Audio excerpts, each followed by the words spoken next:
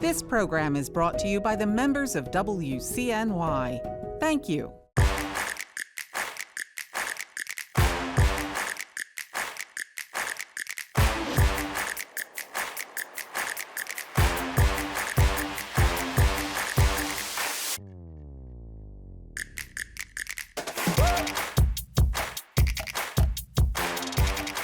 Welcome, America, to Balancing Act, the show that aims to tame the political circus of two-party politics. I'm John Katko. This week, why do Americans pay such high drug prices, and is a remedy in sight?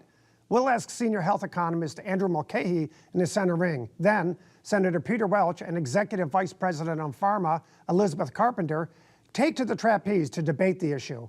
Then, I'll give you my take, and Bloomberg's Nick Wadhams fills us in on what's happening next week in Washington. But first, let's walk the tightrope.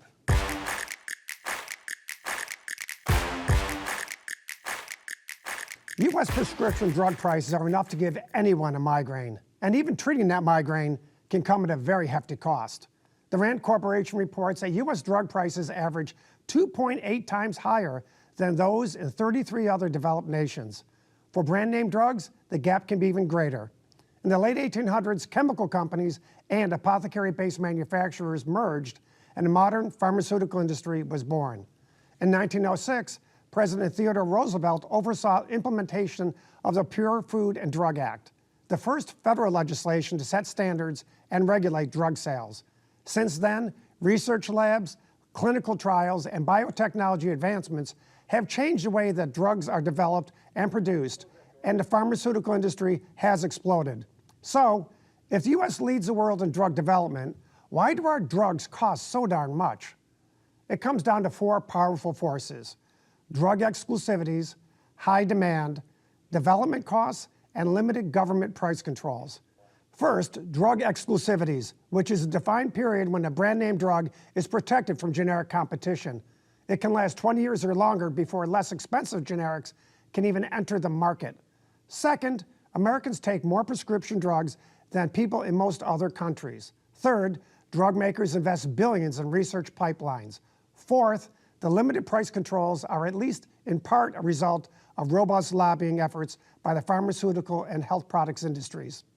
According to the nonpartisan group Open Secrets, those industries spent a whopping $391 million lobbying last year alone, more than any other industry. However, America's system does offer major advantages. For example, nearly 70% of new medicines launch here in America first, often a year or more before they're available in other countries. In those countries where governments cap prices, access to certain drugs can take longer or never materialize at all. Complicating the issue is what's known as the pharmacy rebate maze. Pharmacy benefit managers, or PBMs, are middlemen who negotiate drug prices for insurers and employers.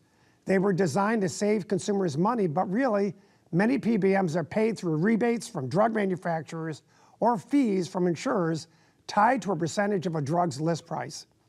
This means incentives for PBMs don't always line up with lowering costs. For decades, politicians have promised to fix the prescription price problem.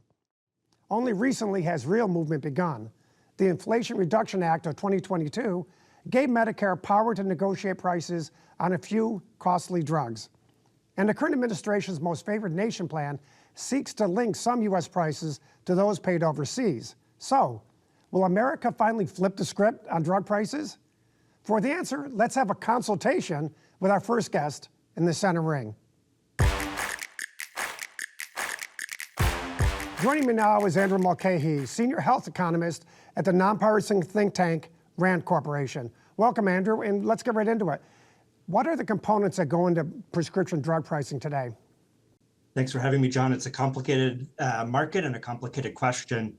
The real driver of drug prices in the US is what drug companies charge for these drugs as they're sold into the market. It's really hard for consumers, for any of us, including researchers, to understand what prices are actually paid for drugs at the end of the day, after drug companies make deals with health insurers and their pharmacy benefit managers. The drivers of high drug prices that we talk about in discussions like this, John, are really expensive brand name drugs. For some other kinds of drugs that represent the bulk of the fills that patients pick up at pharmacies or get mailed to their house, those are with much less expensive generic drugs.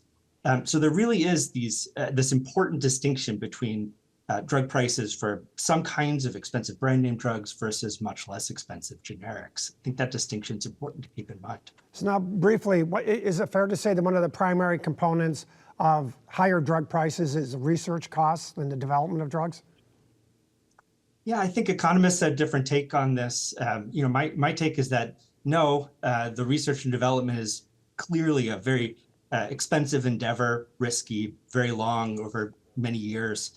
And not to discount any of the importance of that investment to bring a drug to market. But once a drug is approved by the FDA and ready to be sold, the link between the price that companies charge and those upfront investments in R&D isn't direct. I don't think we should generally think about high drug prices being driven by expensive investments in R&D. So, Andrew, it's a well-known fact that most of the industrialized nations, at least, prescription drug prices are much lower than they are in the United States. Why is that? Yeah, it's another great question. We've done a lot of research on this and found that on average for brand name drugs, US prices are 2 to 3 times those in other countries. Many reasons for this. The most straightforward one is that other countries have policies in place to keep prices for brand name drugs lower. And the US doesn't have that kind of federal level kind of national policy perspective. We do have some constraints on what drug companies can price drugs at in the US. A lot of it stems from negotiations between drug companies and pharmacy benefit managers. So that does help a little bit, but we don't have the kind of entities that exist in the United Kingdom or Germany or Canada that put some kinds of bounds on how high drug prices can be relative to the benefits that they offer patients. So when you say they have some programs, what are can you describe a little bit more about what those programs are in the other countries?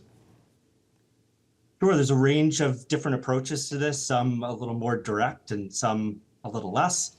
In the UK, there's NICE, which is an entity that looks at all of the evidence around the effectiveness of a drug and goes back and forth with patient advocates and drug companies and researchers to try to land at a sweet spot between what a drug offers to patients and how much it should cost.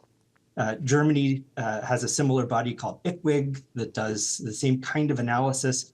We do some of that in the US. There are organizations that try to provide this kind of information and analysis on the value that drugs offer as a service. But that's done mostly in the nonprofit and private sectors, not at the government level. The common question in the United States today seems to be to force those other countries to pay their fair share, so we're not paying the overwhelming freight for the research and development costs of drugs. Is that a fair argument? Yeah, I think, John, I struggle with that too, from the point of view as an economist thinking about this. I think there's no doubt that companies make a lot of revenue from the US, but the link between that kind of revenue and investments in R&D is a tricky one to nail down. And the evidence there, I think, is mixed. So I think it is fair to say that if drug prices were higher in other countries, on balance, we might expect some more investment in R&D. But that's not quite the same thing as saying that those countries are free riding on R&D investments from the US. So what should we do in the United States with respect to our system? Another great question. I think this is partial to a researcher kind of perspective to answer that question, but I think it's a solid one. And that's, I think we should do some of the analysis in-house, domestically, in the US, to figure out what the value proposition is from drugs. And it's very important to note that when the FDA reviews all of the clinical trial evidence from a new drug, they are just focused on safety and effectiveness. They don't look at costs at all. And that the job of looking at what a drug offers to patients relative to the cost comes down to individual patients and to their prescribers and to insurers and their PBMs. And in our US healthcare system, which is fragmented in the way it's set up and who's responsible for those kinds of decisions, where you land in terms of a decision on whether or not a drug at a certain price is good or bad value can be all over the place. And that creates a lot of difficulty for patients who might be switching between different kinds of coverage or dealing with a PBM or an insurer who may be changing their formulary, on a routine basis. So I'd argue for an approach that's anchored on objective data and analysis. It's really hard to argue with some of those analyses that show that at any reasonable price, a new drug, well, it may be new to the market, just doesn't really offer much or anything to patients. So what about the Trump administration's efforts to impact lower prices for prescription drugs? Yeah, all I can say is that they have a lot of irons in the fire. There's efforts to make deals with drug companies. There are efforts to have new models in Medicare to help tackle drug prices. Recent announcement to have a drug price model in Medicaid, and many other efforts. And I think part of the challenge with assessing the likelihood that any of them individually or collectively will have much of an impact is this question about what price we're actually talking about. I hinted at earlier, there are these behind the scenes negotiations between drug companies and pharmacy benefit managers. It's really hard, even for the government, to understand where a price lands, what kind of money the drug companies are making is actually very tricky to figure out still today, even with all of this new information and data the government may be collecting. So I think that's an important limitation. It's easy to say that we're making a deal with the drug company. It's hard to say how that will actually end up affecting patients' out-of-pocket costs or how much we're paying for our drug coverage. Senior health economist Andrew Mulcahy, thank you so much for a great conversation. Now let's continue the discussion as we take to the trapeze.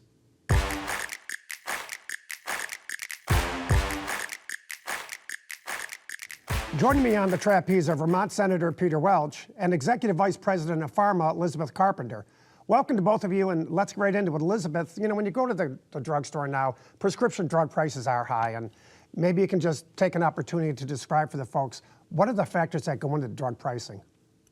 Yeah, thanks for that question. And I think it's important when we talk about price to be specific about what prices really matter to folks who are listening at home. So it's not really the list price or the sticker price, and it's probably not even the price that your insurer is paying for the medicine. It's what you as an American are paying out of pocket when you go to the pharmacy counter. And the reality is that PBMs and insurers decide what medicines are covered and how much you pay. And in many cases, Americans are actually paying more than their insurer for their medicine. And that's in part because 50% of what we spend on medicines in this country goes to another entity that doesn't make the medicine. So a PBM, an insurer, a hospital, even the government. And so that has an impact on what all of us pay for medicines here. I would also just say that despite that, we have a system that really drives lower prices for medicines over time. After a period of time, lower cost generics enter the market, prices go down. And as a result, what we see is that the US government is actually spending 18% less per prescription than other countries. And we know that medicines are the best value in healthcare. When we spend money on medicines, we also get savings elsewhere in the healthcare system. So these are all really important things to consider. Yeah, but Elizabeth, I just got to push back quickly. Isn't it a fact that prescription drug prices in the U.S. are higher than they are in most of the other countries in the world? I'm glad you raised that because there are really pretty specific reasons that there are differences in prices here than there are in other countries. First, and the president has been really clear about this, other countries are not paying their fair share for medicines. And research shows that, in fact, that levies a 26% tax on American patients. And again, when you think about our system, we have some unique aspects. Other countries don't have other entities that are taking 50% of medicine spending. Recent research also shows that, in some cases, PBM fees can be 900% more than the cost of a medicine in another country. So when we talk about these differences, it's hard to ignore those facts. Peter, your take. Well, the cost of healthcare, and especially with pharmaceutical drugs, is the highest in the world. And the bottom line, we can't afford it. Prescription drugs in this country cost, in many cases, 5 or 10 times what they cost in other countries. And there's a difference between what the out-of-pocket is. If you're lucky and you have really good insurance, your out-of-pocket might be lower. But the bottom line here, just to give a couple of concrete examples, Ozempic, you have to spend $936 a month to get that. In the United Kingdom, it's $93. It's like 10%. In France, it's $83. Keytruda, which is a very important drug, is $12,000 per dose in the United States. But in Canada, or in the United Kingdom, it's $2,000.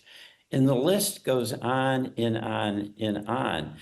And the total cost is what you pay out of pocket, what you pay in premiums for your insurance, what the taxpayer pays for Medicare and Medicaid, and then also what employers are paying who are providing employer-sponsored health care.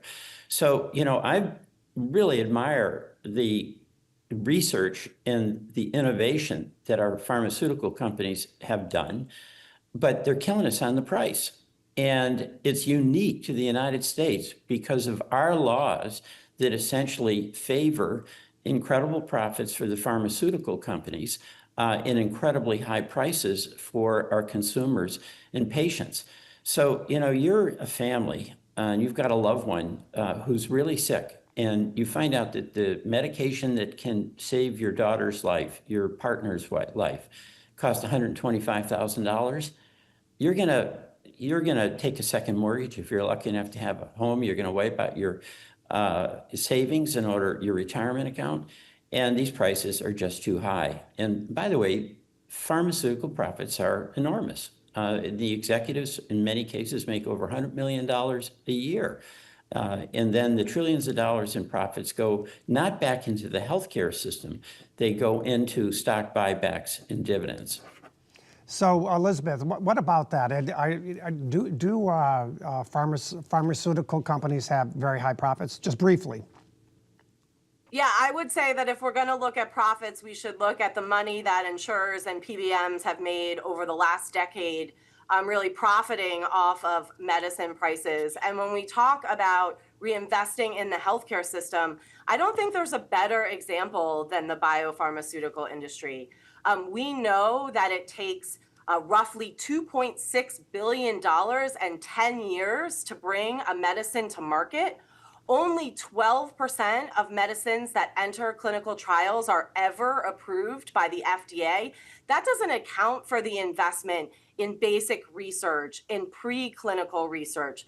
Biopharmaceutical companies take big bets every day, and we want them to take those bets, right? We want them to try to find a treatment or a cure for Alzheimer's. And at the same time, we want them to know that if they find something that works, there is a reasonable time and opportunity to recoup that investment, to fuel the next generation of innovation. And really, price setting and some of the policies that we're discussing interrupts that opportunity. And that's why, whether it's Republicans or Democrats, price setting really is the wrong choice for the American people, and the wrong choice for future innovation and the medicines all of us really want to experience into the future. Peter, you have a possible solution. We obviously know the problem here, and it's pretty significant. Right. We only have a few minutes left. Could you summarize it for us? Yeah, it actually aligns with what President Trump has been talking about. Senator Josh Hawley from Missouri and I have a bill which would say that American consumers will pay the average price that consumers in other countries pay, like France, like the United Kingdom, like Canada. So you would level it out. I mean, really, why is it that if you're a consumer here in the United States, you have to pay $12,000 versus the same product you can buy in the United Kingdom for $2,000? So what Josh and I are saying, and actually the president's been saying this, is let's have reference pricing. Let's even it out across the board. And by the way, that means that everybody can help pay for the research that is expensive, that goes into creating new drugs. I didn't mean to interrupt you a second. When you say When you say everybody can pay for the research, are you talking about other countries paying their fair Yeah, share? Okay. absolutely. If you Okay. have reference pricing, then part of what goes into that is the cost of research. So, we've got a situation here in this country where the pricing power of entities is really being used in a way that makes it impossible and out of reach for families to get the things they need. So the pharma profits are very high. We can protect their capacity to do research, but we've really got to be thinking about those patients and the sustainability of having a healthcare system where in this country, we pay per person in this country, like $13,000 per person. In our European allies pay about $6,800, and it's not as though our health outcomes are better. Our life expectancy is lower than many of the other countries around. So price is an issue. Affordability is an issue. Access is an issue. Elizabeth, we have a Democrat agreeing with President Trump. We're making progress here. So you have the last word. We have about 30 seconds left. Is it lowering the prices to try and get other countries to pay their fair share a way to go? Yeah, respectfully to the senator, I would just say that in instances where insurers are not covering medicines, are creating hoops that are impossible for patients to access their medicines, it really doesn't matter what the price is. And if we're going to talk about providing Americans access to affordable medicines, we have to also tackle the fact that insurers decide what medicines are covered, how much they cost, and that people are frustrated because they are struggling to access medicines because of the barriers that are really being erected by our system. Executive Vice President of PhRMA Elizabeth Carpenter and Senator Peter Welch of Vermont. Thank you both so much for a great conversation. Now it's time for my take. Prescription drug prices seem to never stop climbing, straining seniors and low-income families. And Americans paying more than most other countries is completely out of balance. But we can't ignore the upside. Groundbreaking medical research done here has produced life-saving treatments.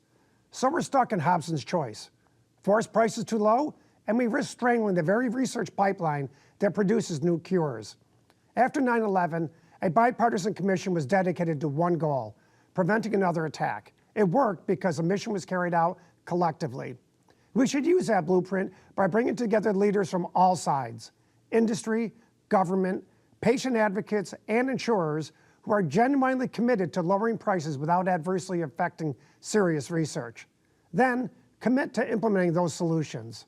After today's discussion, it's clear we may not be that far apart from reaching a consensus. When America decides to tackle a problem together, the prognosis is good. So, let's give it a shot, and that's my take. You may be wondering what's happening next week in Washington. Let's find out with Bloomberg's national security editor, Nick Wadhams. Welcome, Nick. So what's going on? Well, now that the president has the Epstein situation largely behind him with the Senate approving the decision to release those files, we do expect that President Trump is going to be looking outward again. He has often tried to sort of maintain that sort of dichotomy. So the big thing we're seeing right now is Ukraine and the possibility that the U.S. is going to push forward what looks to be a 28-point peace plan with Russia. We've had some rumblings in the last day or two that the administration is quietly in conversations directly with Russia about a potential deal. Obviously, we'd need to see buy-in from Ukraine there, but it would fit a broader pattern we've seen with this administration where they sort of put forward an idea or a plan, even with some specifics, even though they don't necessarily have buy-in from all parties. The template there was really the Gaza ceasefire, and then say, okay, here's the thing, here's the deal, now live up to it. So we expect that we may get some more indication of where the administration is headed with that. I mean, President Trump's still talking about the idea of a Nobel Peace Prize. And then the other thing we'll be looking at is Gaza and the possibility of setting up what the administration calls this international stabilization force. They're looking for other countries to send troops to help monitor that ceasefire in Gaza. So what are the likelihood, based on what you're hearing, that the upcoming peace plan for Ukraine could gain traction? Well, it's a great question because the big unknown there is what Ukraine is going to do. President Zelensky's strategy over the last several months has basically been to defer to everything that Trump wants. You recall that earlier this year when he sought to contradict President Trump, they had that blow up in the Oval Office that turned out to be disastrous, and he really had to spend months repairing the relationship. So President Zelensky has said repeatedly, yes, we want negotiations. We are ready to negotiate. The ball is in Russia's court.